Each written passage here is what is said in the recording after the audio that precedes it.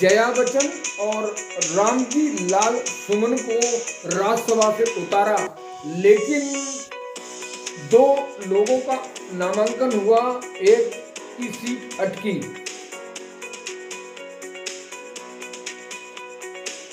समाजवादी के कद्दावर नेता स्वामी प्रसाद मौर्य ने 14 फरवरी को इस्तीफा दे दिया समाजवादी पार्टी के महासचिव पद से।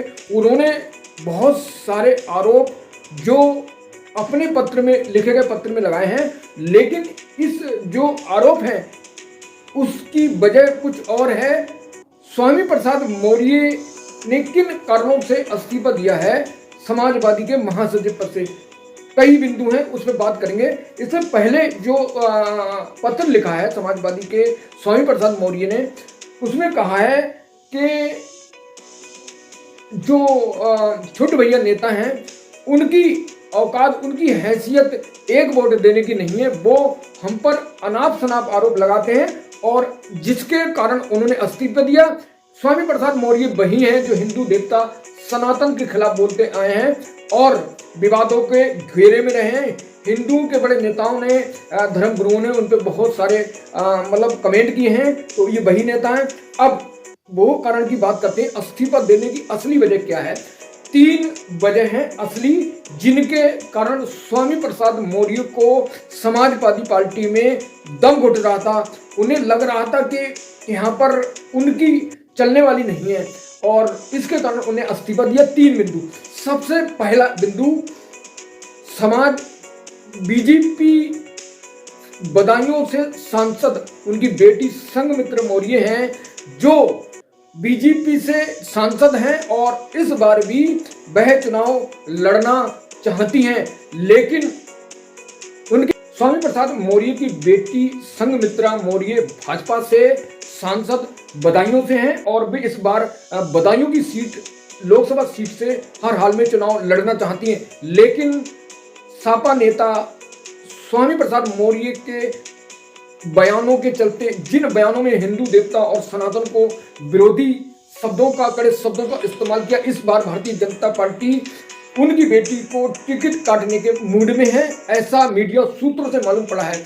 और दूसरा कारण यह है कि उनकी बेटी के ही टक्कर पर, जिस पार्टी में समाजवादी में बहुत महासचिव थे, उनकी बिना राय मशवरा से अखिलेश यादव ने वहां से बदायूं से धर्मेंद्र यादव को मैदान में उतार दिया है, जिसके कारण उनको और उनकी बेटी की चुनाव से हारने की संभावना, यानी कड़ा मुकाबला होने की संभावना है। जहां पर स्वामी प्रसाद मौर्य कह रहे थे कि वहां मेरी बेटी चुनाव लड़ रही है, लड़ेंगी, इसके कारण आप अपने प्रत्याशी को सोच समझ के उतारे, लेकिन अखिलेश यादव ने उनकी एक ना सुनी और धर्मेंद्र यादव को मैदान में उतारा। धर्मेंद्र यादव पिछली बार चंद वोटों से हार गए थे, संघमित्रा मौर्य से बीजेपी प्रत्याशी थे, और अब की बार वो कड़ी लीड देना चाहते हैं स्वामी प्रसाद मौर्य की बेटी को, इसलिए उन्होंने वहां से इस्तीफा दिया, मतलब इस्तीफा देने का मूड बना, और यही कारण है। दूसरा ये कारण है कि स्वामी प्रसाद मौर्य महासचिव रहने के दौरान भी पार्टी में उनकी एक भी नहीं चल रही थी। अभी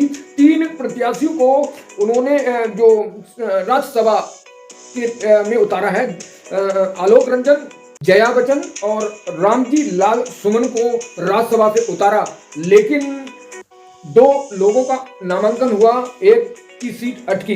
अब यहाँ समस्या यह है कि राज्यसभा जाना चाहते थे स्वामी प्रसाद मौर्य, उनकी बातों को दरकिनार कर दिया गया। वहीं तीसरा सबसे बड़ा कारण यह है कि स्वामी प्रसाद मौर्य की बेटी संघमित्रा मौर्य जो बदायूं सांसद है, उनके पूर्व पति नवल किशोर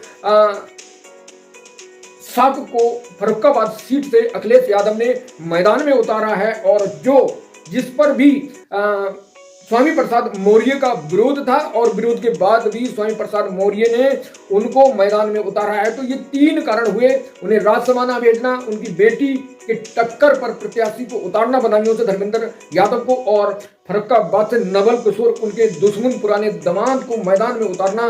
ये 3 कारण रहे हैं। इस कारण जो स्वामी प्रसाद मौर्य उन्होंने आखिरकार अपने महासचिव पद से इस्तीफा दे दिया समाजवादी की, तो अब अखिलेश यादव ने इस समाधान को लेकर कहा है कि ये समाधान है, इसका जल्दी निस्तारण होगा, जल्दी समाधान होगा। लेकिन इससे पहले देश में किसान जो आंदोलन कर रहे हैं, पंजाब के किसान एमएसपी की मांग कर रहे हैं और अपने फसल पर गारंटी चाहते हैं, उस पर समाधान जरूरी है, उसका निस्तारण जरूरी है। ये समस्या इसको बाद में हल करते हैं। तो इसका मतलब हुआ कि आज भी अखिलेश यादव उन्हें कुछ ना कुछ देना चाहते हैं। अब देखना कि अखिलेश यादव इस मसले में क्या इंटरेस्ट लेते हैं और किस तरह का उन्हें लीड देते हैं स्वामी प्रसाद मौर्य को। तो ये बहुत सारे कारण थे, तो स्वामी प्रसाद ने इस्तीफा दिया। सबसे तेज, सबसे आगे TPN 20 न्यूज, भारत की शान।